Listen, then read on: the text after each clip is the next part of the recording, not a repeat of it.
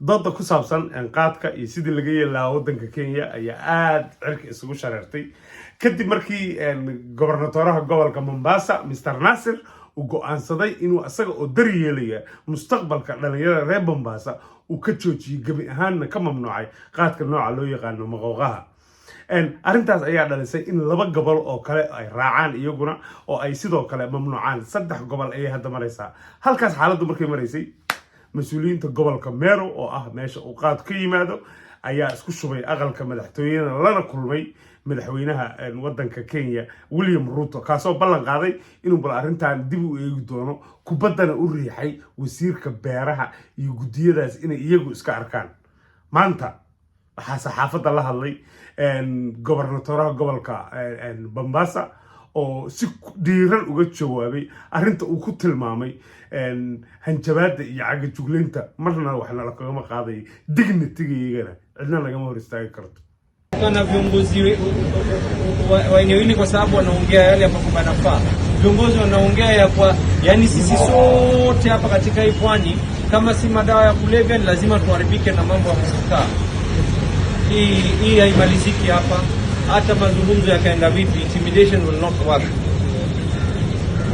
You can take away everything, strip everything, but you will never ever strip our dignity from us.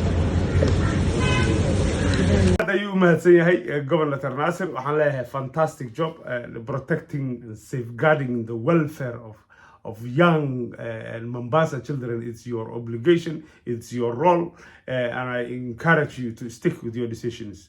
And I'd like to call that Mombasa, the people of Mombasa, to rally behind your leaders who are out there and protecting your own children. And I call Mombasa Islamic scholars and mosques on this Friday and to launch a massive support for your governor. Governor Wajer, Garissa, I don't know why you are waiting for. You are the milking cow of Meru. You are the victims of Mira. And when the debate is heating up, when William Ruto is saying affected regions, I'll sit down with them. Where are you? Where are your voices? Where are your MPs? Where are your leadership? The most affected area in Kenya when it comes to Mira, it's those regions in Garissa and Wajir and Isiolo and so on and so forth. And you are not in a decision-making table. And you're not part of the debate. I don't know where you are. It's very sad. I call on leadership on those northeastern Kenya to stand up and represent the people. This is an historic move where the Kenya is going to put first the interest of young people, not the few bunch of drug cartels who are benefiting from this evil drug. This is what we are here facing. In one hand, we are facing a middleman and drug cartels who are milking people and destroying families and gaining money through that. And on the other hand, we have leaders who are committed to the welfare and the progress and development of overall Kenya and their regions and their youth.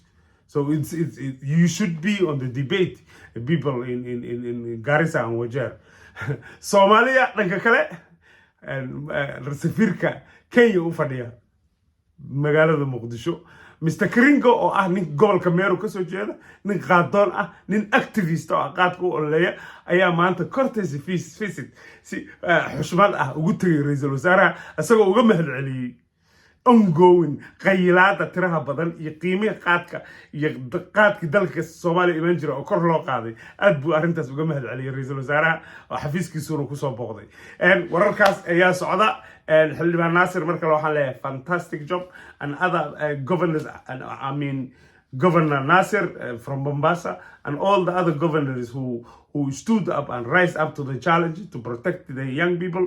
I take my hat off you. We support you. And I call all other governors in Kenya and to stand up and be counted. And halkaas 10 baa ugu jira Soomaali dalkii qaadka dhoofsanayay dalkii qaadka beeranayay doodii qaadka ma la joojinaya iyo ma la yeelay haday ka taagan tahay reerda kafaaro yaa idin maqan xildhibaanadii Nairobi joogan you wouldn't even dare if you are a Somali MP to say anything about Mira.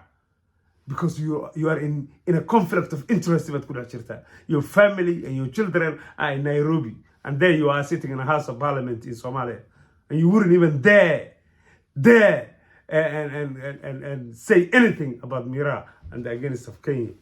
That's where we are, unfortunately.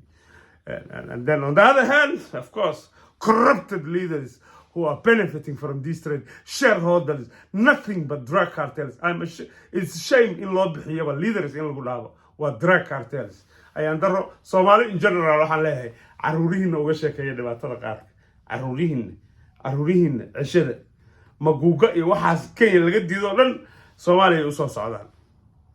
Caruur guriga cunuga yarka hadda kolkolinaysay huwa ku haysid dad baa waxay u arkaan the potential customer of tomorrow. This is how Kenya sees your child, your Somali child. In fact, when a Somali child borns, will year or Somali show Kenya waxay dhahdaa, hey, one more customer. Hey, we need to plant more trees. This is the mindset of Kenyan Meru farmers. So Somali people need to stand up really, be counted. Assalamu alaikum warahmatullahi wabarakatuh.